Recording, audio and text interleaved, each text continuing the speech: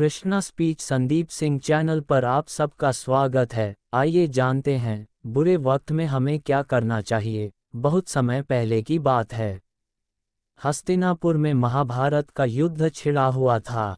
कुरुक्षेत्र की धरती रणभूमि बन चुकी थी और चारों ओर सिर्फ युद्ध की गर्जना सुनाई देती थी। लेकिन युद्ध से पहले एक ऐसा क्षण आया जब अर्जुन घबरा गया। उसने अपने रथ में बैठे बैठे देखा, सामने अपने ही बंधु, अपने गुरु द्रोणाचार्य, अपने दादा भीष्म पितामह खड़े थे। उसका धनुष हाथ से गिर गया। वह कांपने लगा। अर्जुन ने श्री कृष्ण से कहा, माधव, मैं ये युद्ध नहीं कर सकता। मैं अपनों के विरुद्ध शस्त्र नहीं उठा सकता। ये कैसा धर्म है। श्री कृष्ण मुस्कुराए। उन्होंने अर्जुन की ओर देखा, जैसे कोई सच्चा मित्र देखता है, ना डांटते हुए, ना दया करते हुए, बस समझते हुए। अर्जुन, कृष्ण बोले, यही तो जीवन की सबसे बड़ी परीक्षा है। जब हालात कठिन हो, जब चारों ओर अंधेरा हो, तब मनुष्य को खुद पर और अपने कर्म पर विश्वास रखना होता है। परंतु मेरा मन विचलित हो रहा है, केशव, अर्जुन बोला। कृष्ण ने गीता का उपदेश देना शुरू किया। वे बोले, कर्म करो, फल की चिंता मत करो। तू केवल अपने धर्म का पालन कर, परिणाम मेरे ऊपर छोड़ दे। फिर उन्होंने एक उदाहरण दिया। क्या तू जानता है, अर्जुन, जब मैं मथुरा छोड़कर द्वारका आया, तब मेरे सामने भी ऐसा ही बुरा वक्त था। अपने लोगों को बचाने के लिए अपनों से दूर होना पड़ा। लेकिन मैंने हार नहीं मानी। मैंने धैर्य रखा, क्योंकि मुझे विश्वास था जो मैं कर रहा हूँ वह सही है। कृष्ण आगे बोले, संसार में हर किसी को कभी न कभी ऐसा समय झेलना पड़ता है जब रास्ता धुंधला होता है, लोग साथ नहीं देते और मन डर जाता है। लेकिन वही क्षण हमें महान बनाते हैं। जैसे सोना आग में तपकर चमकता है, वैसे ही इंसान बुरे वक्त में निखरता है। अर्जुन शांत हो गया। उसकी आंखों में एक नई रोशनी आ गई। उसने फिर से गांडीव उठाया। माधव, अब मैं तैयार हूँ। अब मैं न हार से डरता हूँ, न मृत्यु से। जब आप साथ हों तो क्या चिंता। कृष्ण मुस्कुराए। यही तो चाहिए था मुझे, तेरा विश्वास। और उस दिन एक योद्धा नहीं, बल्कि एक सच्चा कर्मयोगी जन्मा। योजक चिन्ह, योजक चिन्ह, योजक चिन्ह। सीख। श्री कृष्ण हमें यही सिखाते हैं कि जीवन में चाहे कितनी भी मुश्किलें आएं, चाहे हालात कितने भी बिगड़ जाएं, अगर हमारा मन स्थिर है, विश्वास मजबूत है और कर्म सही है, तो घबराने की कोई ज़रूरत नहीं। बुरा वक्त आता है, पर जाता भी है। पर जो उस वक्त में डटा रहता है, वही सच्चा विजेता बनता है। योजक चिन्ह, योजक चिन्ह, योजक चिन्ह। अगर चाहो तो इस कहानी का ऑडियो, स्क्रिप्ट या छोटा वीडियो स्क्रिप्ट भी बना सकता हूँ। कहानी, गोकुल का नन्हा चरवाहा। गोकुल गांव में एक छोटा सा बालक रहता था, नाम था माधव। वो गरीब था, लेकिन दिल से बहुत साहसी और सच्चा था। उसका काम था रोज सुबह उठकर गायों को जंगल में चराने ले जाना और शाम तक उन्हें वापस लाना। गांव के बाकी बच्चे अक्सर उसका मजाक उड़ाते थे। कहते, माधव, तुझे भगवान ने कुछ नहीं दिया, ना अच्छा कपड़ा, ना घर, ना पैसा। तू क्यों हर वक्त मुस्कुराता रहता है। माधव बस एक ही बात कहता, मेरे पास श्री कृष्ण हैं, वो मेरे सच्चे साथी हैं। जब वो साथ हैं, तो मुझे किसी से डर नहीं लगता। गांव के पास एक घना जंगल था, जहां कोई अकेले जाने की हिम्मत नहीं करता था। कहते थे वहां एक जंगली शेर रहता है। एक दिन गांव में अफवाह फैली कि गायें जंगल के अंदर कहीं खो गई हैं। सब डर गए, कोई जाने को तैयार नहीं हुआ। गांव के मुखिया ने कहा, अगर कोई बहादुर बच्चा इन गायों को ढूंढ कर लाएगा, तो हम उसे इनाम देंगे। सब चुप हो गए, पर तभी माधव सामने आया और बोला, मैं जाऊंगा। लोग हंसने लगे। अरे नन्हा चरवाहा क्या करेगा शेर के सामने। माधव ने आंखें बंद की और बांसुरी बजाने लगा। उसकी बांसुरी की धुन में अजीब सी शांति थी। उसने कहा, अगर मेरा विश्वास सच्चा है, अगर मेरा आत्मबल मजबूत है, तो मुझे कुछ नहीं होगा। श्री कृष्ण मेरे साथ हैं। वो जंगल की ओर चल पड़ा, अकेला पर निर्भीक। रास्ता सुनसान था, लेकिन उसका मन शांत था। उसने बांसुरी बजानी बंद नहीं की। अचानक कुछ झाड़ियों से हलचल हुई। आंखें चमकी, शेर सामने था। माधव ने कांपने के बजाय बांसुरी और मधुर बजानी शुरू कर दी। शेर रुक गया। उसकी आंखों की जंगली चमक धीरे धीरे नर्म हो गई। वो बांसुरी की धुन सुनता रहा और कुछ पल बाद शेर चुपचाप चला गया। थोड़ी ही देर में माधव को खोई हुई गायें मिल गईं। वो उन्हें लेकर गांव लौट आया। गांव वाले हैरान थे। तू कैसे बच गया? तुझे डर नहीं लगा? माधव मुस्कुराया और बोला, डर तब लगता है जब आत्मा कमजोर हो, पर जब विश्वास हो कि कृष्ण मेरे साथ हैं और आत्मबल मजबूत हो, तो जंगल का शेर भी शांत हो जाता है। गांव के मुखिया ने उसे गले लगा लिया। उसी दिन से लोग माधव को सिर्फ एक नन्हा चरवाहा नहीं, बल्कि गोकुल का कृष्ण प्रिय वीर कहने लगे। योजक चिन्ह, योजक चिन्ह, योजक चिन्ह। सीख। श्री कृष्ण हमें यही सिखाते हैं कि मुश्किलों से भागो मत। विश्वास और आत्मबल वो ढाल है जो हमें हर संकट से बचाती है। अगर हम खुद पर और भगवान पर भरोसा रखें, तो हम किसी भी जंगल, किसी भी शेर और किसी भी डर को जीत सकते हैं। योजक चिन्ह, योजक चिन्ह, योजक चिन्ह। अगर चाहो तो मैं इस कहानी की स्क्रिप्ट वीडियो के लिए, ऑडियो नरेशन के लिए या शॉर्ट स्टोरी बुक फॉर्मेट में भी बना सकता हूँ। कहानी, सत्य की जीत। बहुत समय पहले की बात है। द्वारका नगरी में एक युवा राजकुमार रहता था, नाम था वीरन।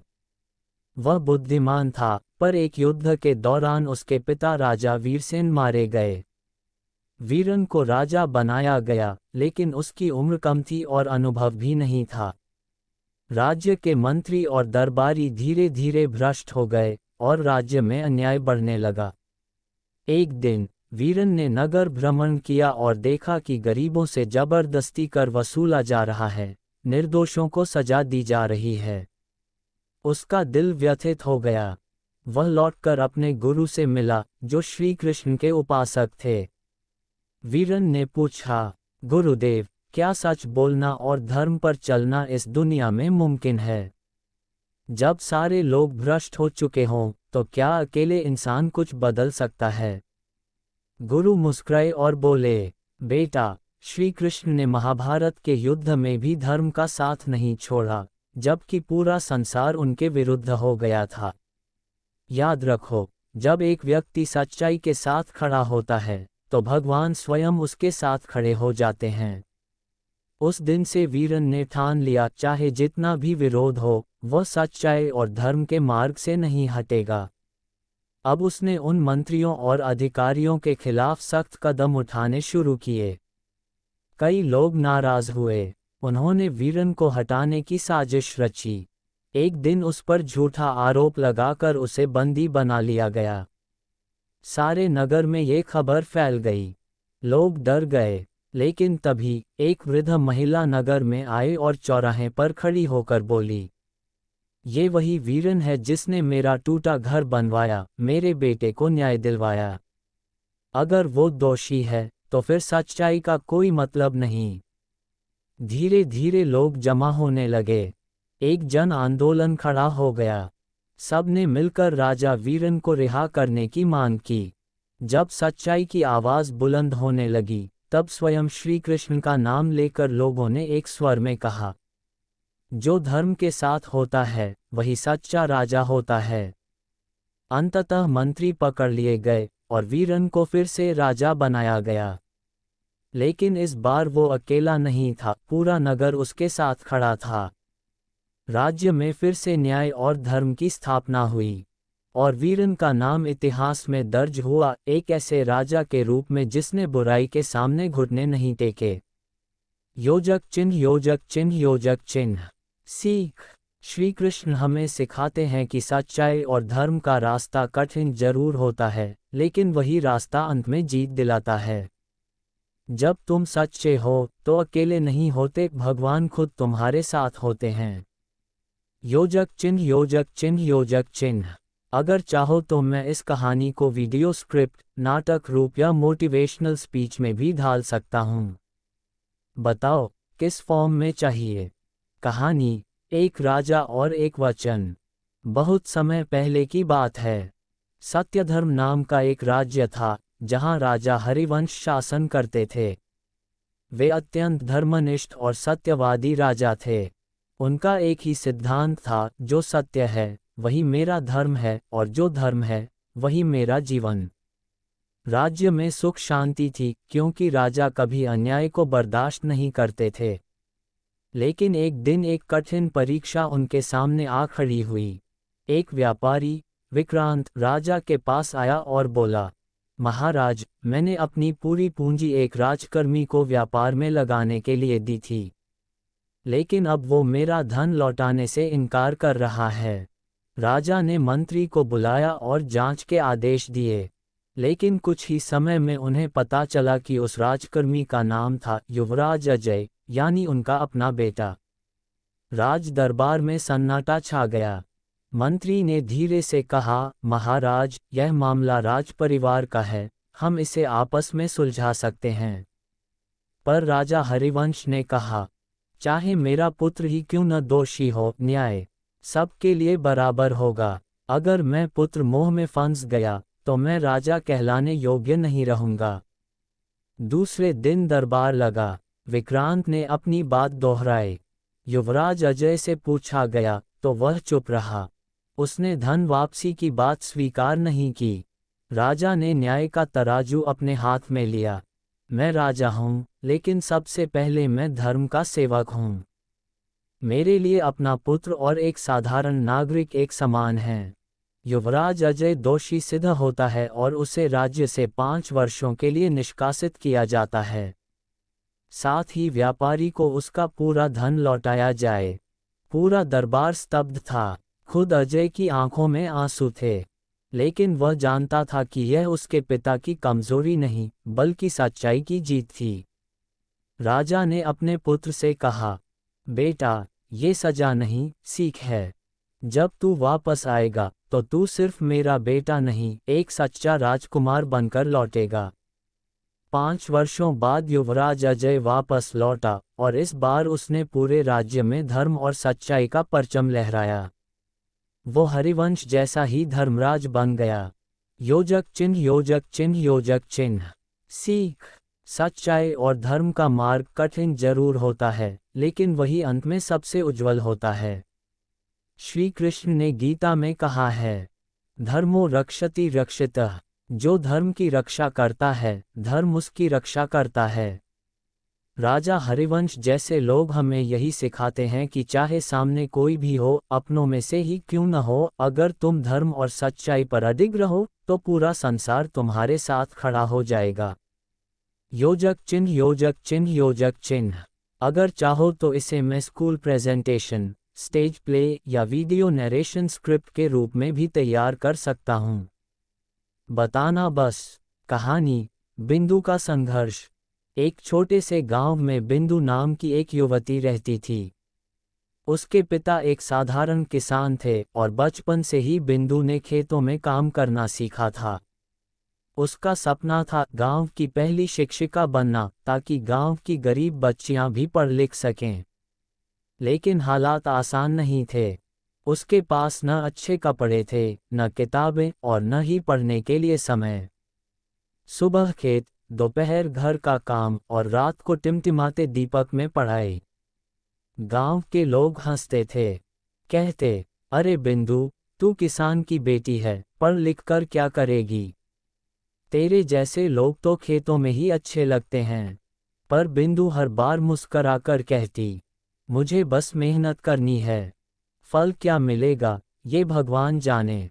श्री कृष्ण ने भी तो कहा है, कर्म करते रहो, फल की चिंता मत करो। सालों तक उसने मेहनत की। कई बार परीक्षा में फेल हुई, पर हार नहीं मानी। पिता ने एक बार कहा, बेटी, क्या फायदा इतनी मेहनत का? लोग तो फिर भी ताने ही मारेंगे। बिंदु ने उनका हाथ पकड़ा और कहा, बाबा, जब हल चलाते हो तो क्या हर बार सोचते हो कि फसल कितनी होगी? नहीं न। फिर भी खेत में जाते हो क्योंकि वो हमारा धर्म है। मेरे लिए पढ़ाई भी एक धर्म है। आखिरकार 5 साल की कोशिश के बाद बिंदु ने शिक्षक पात्रता परीक्षा पास कर ली। लेकिन सरकारी नौकरी नहीं मिली।